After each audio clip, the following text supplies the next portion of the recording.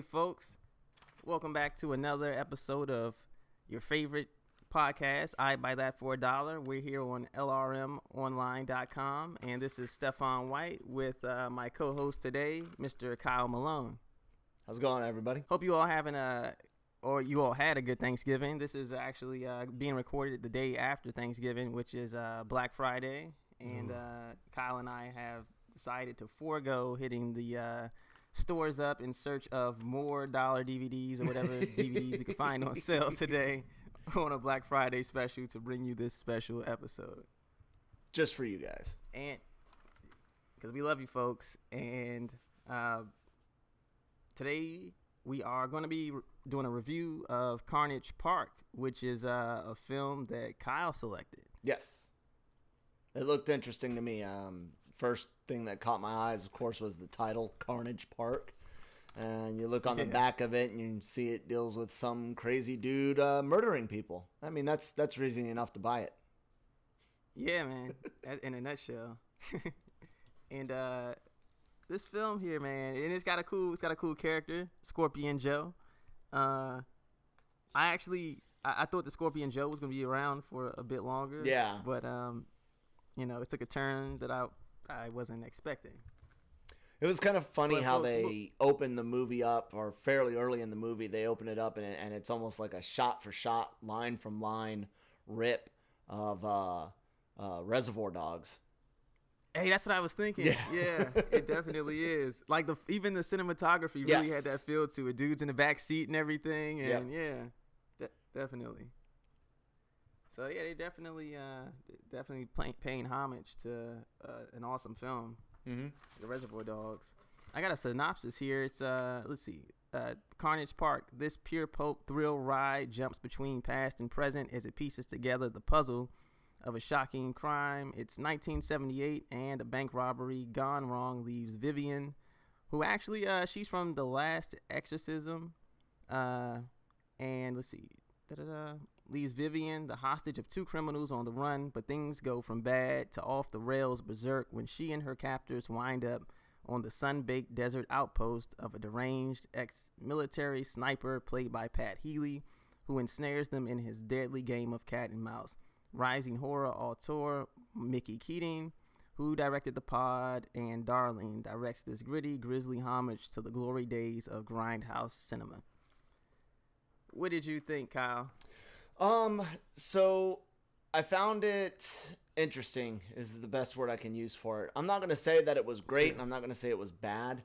Right. I kind of lost my interest for a moment after the whole Reservoir Dogs similarity. I was like, oh, okay, this might be interesting. Maybe he's kind of doing like an homage or some sort of, tribute film. And then it kind of it feels like it's setting something up. Yeah, and then it kind of did a Tarantino thing where it told one story, rewinds the clock, tells another story, and then it almost half rewound the clock, but then it goes back to that middle story. And so the editing of it wasn't choppy in the right way, and it wasn't smooth in the right way either. So it was just it was choppy, but not in a good Tarantino type choppy. And but I did appreciate the gore. It's not the goriest movie there is, but there's some decent, violence in it. There's some exploding heads, and there's some bear traps and stuff like that. And I'm kind of sick and twisted and love horror movies, so those aspects of the movie I did enjoy. I found myself not really caring too much about the female lead or the main bad guy. They just didn't do enough to build them as characters. The main bad guy, I can't remember his name. Is it Wayne, I think? Or was that their last name? Yeah. Oh, yeah. That is, let me see. I know Pat Healy plays him. What's his name? Wyatt. Wyatt. Yeah. There you go. I knew it started with a W. Yeah. Wyatt. They kind of give you a little bit of his backstory, and you see him and his brother, who's the sheriff, interact a little bit. And I thought that could have been more interesting, but it every time they would start I something, wanted to see more of that. Yeah, every time they would start something, they wouldn't follow through with it, and I had an issue with that. I agree, man. It felt to me like this film had a bunch of like almost false endings. I don't know if you got that vibe, but there were several moments I thought this thing was about to be over or was going to take a turn that that kind of seemed exciting, and then it didn't go that route, you know? Yeah. For instance, like when the sheriff, when he finally, decides to break into that, that encampment or whatever that Wyatt has, and I'm like, all right, this might get gritty, some sort of stalker showdown or something. Yeah. And it turns into something predictable, where it's like, all right, I've seen that before. All right, yep, mistaken identity. All right, a lot of build up for nothing there.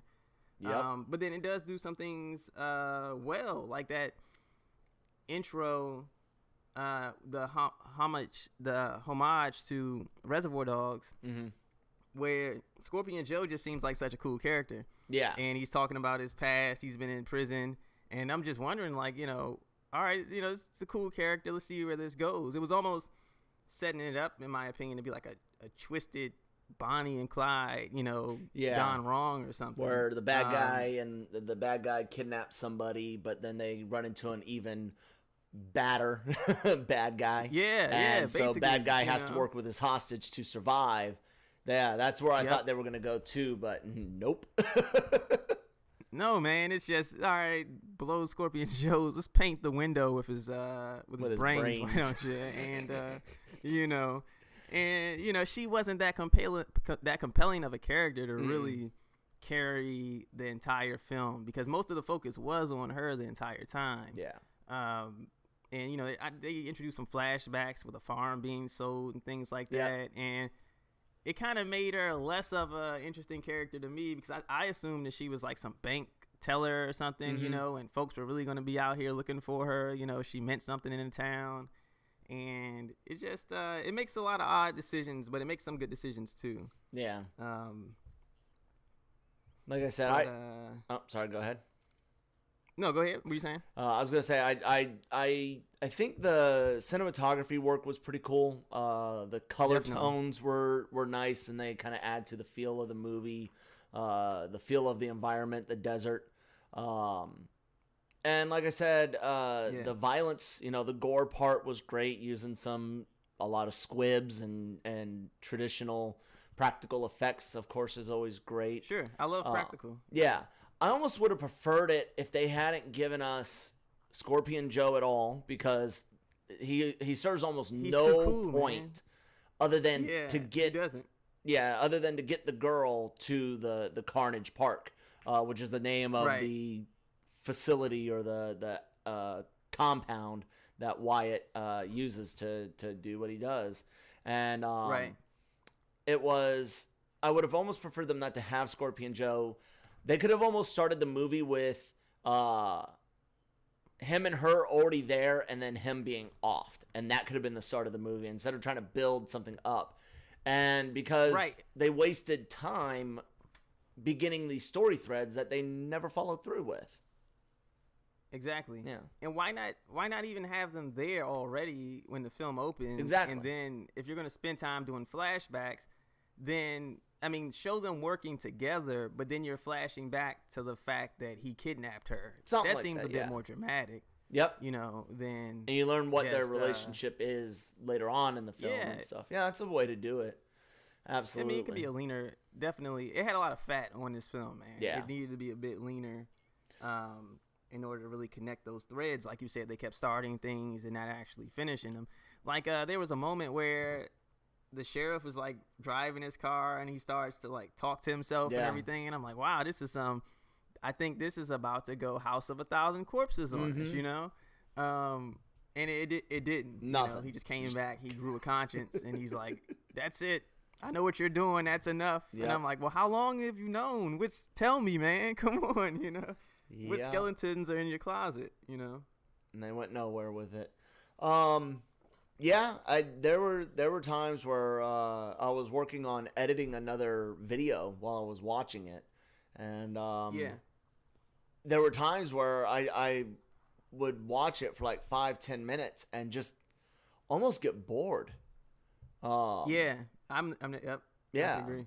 I would almost get bored with it, and then I'd look at my computer screen and start editing on that, and every now and then look over when I hear like a gunshot or something. But yeah, it reminded me a little bit about the Call Up. Like when there was violence, it was good. Sure. When there was action, it was pretty decent action. But there's so much time where there's not much going on, and I know he's trying to yeah.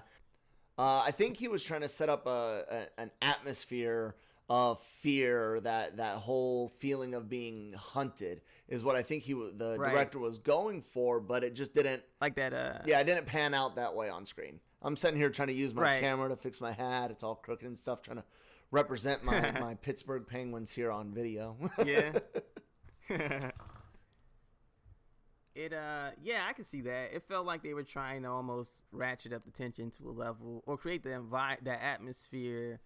If I had to use an example, pulling something out of my hat, I'd say like High Tension, the Alexander Aja film. You seen that movie? I do not think so, actually. That film's just like, it's tension nonstop. But they do a very effective job at it. I mean, that movie's hard to watch. But this film right here, it's interesting. But like you said, I mean, you can your eyes are not glued to the screen. No, like they should be for you to be watching. It's easy one of those to be invested in the characters. Just pick up your phone and start playing with it.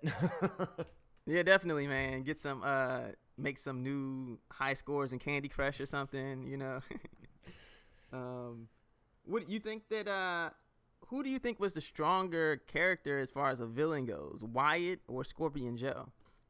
Well, Wyatt, because we just got no time with Scorpion Joe. I think Scorpion Joe, if they had used him to keep him alive longer, I think he could have been a very interesting character. But I think all I've got is the movie that I saw, and he was. I don't know. It was almost as if. Excuse me. It was almost as if he was put in as an afterthought. I mean, he's really just a vehicle. True. Excuse me, I got the hiccups. Just to get her there, right? Just to get her there. And that's it. And that's all, you know. It's, I don't know. I'll be holding out for the Snyder cut of this film. Maybe it's a bit better. Snyder cut. Oh, I know that's a tangent, but this is the thing about DC movies fans and this Snyder cut. People bitched, moaned, and complained about Man of Steel. It was divisive. There was people that liked it, people that didn't. It was divisive, definitely. And everybody was like, "Oh, Zack Snyder did a terrible job with Man of Steel." You know, Zack Snyder did a great job with Man of Steel. It was split. Yeah. All right. But then you get the Batman versus Superman, and everybody hates it. Everybody hates everything that he touched. He's like, it's derisive, right? You know, Snyder sucks. Snyder can only make things look pretty. He can't tell a story. Snyder's ruined the DCEU because I think he was a producer on Suicide Squad and stuff. So everybody's blaming Snyder. And then Justice League comes out, and all of a sudden everybody's like, "No, we love Snyder. Give us Snyder's cut, man." Yeah, whatever. Man. Get off of it. Yeah. Anyways, back to Carnage Park. Yeah, man. It's I don't know. It was an interesting watch, man, for sure. Absolutely. Question is, would you buy that for $1? That is the question. And for Carnage Park, I would not buy it for $1. Nah, I'm gonna pass as well. Nah, I can't really. It's not a film that I can recommend to anybody for any reason. I can't say watch it for the acting or the tension or the effects. You know, it's just it's a bit of a lull. Yep, you're gonna be let down. You're gonna be confused, and like I said, when the violence is there, it's good. But I mean, there's just as good other movies out there, you know. I'd rather go. I don't know if it's still on Netflix, but I'd rather go watch Hobo with a Shotgun than watch Carnage That Park movie again. is classic, man. Oh my, I was thinking about that the other day. I was like, when is this guy gonna bring out another film, man? Give him Guardians of the Galaxy or something. Oh my God, that movie was epic. But yeah, I if need to watch your that today, thing man. is grindhousey type movies, there's definitely better ones out there. Save that definitely. dollar and buy something else. That's right. Well, you heard it straight from Kyle Malone, folks. Save that dollar and use it for something else. And maybe next time we'll have one that we can certify is worthy of $1 and we can guarantee that. All right, folks, thanks again for checking out another episode of your favorite podcast, I Buy That for $1, on your favorite website, lrmonline.com. You can check out this episode and future episodes of I Buy That for $1 on lrmonline.com. And in the meantime, you can also check out my writings on lrmonline.com or check me out on Twitter at Stephon White 13. And Kyle, where can we find you? I am also at lrmonline.com. I'll say it once more just for good measure. I write the weekly Star Wars column, The Cantina. Contribute a little bit of news pieces and opinion pieces every now and then. But I've also got the other YouTube series, LRM video series, LRM Ranks It, which is out every Thursday. And you can find me at that Kyle Malone on Twitter. Fantastic. Well, folks, that was another episode. Great having you here, Kyle. Thank you. And until next time, folks. Have a good one. Please take a moment to check out the other videos here on the LRM Online YouTube channel. We have dozens of interviews as well as plenty of LRM Ranks It and I'd Buy That for $1.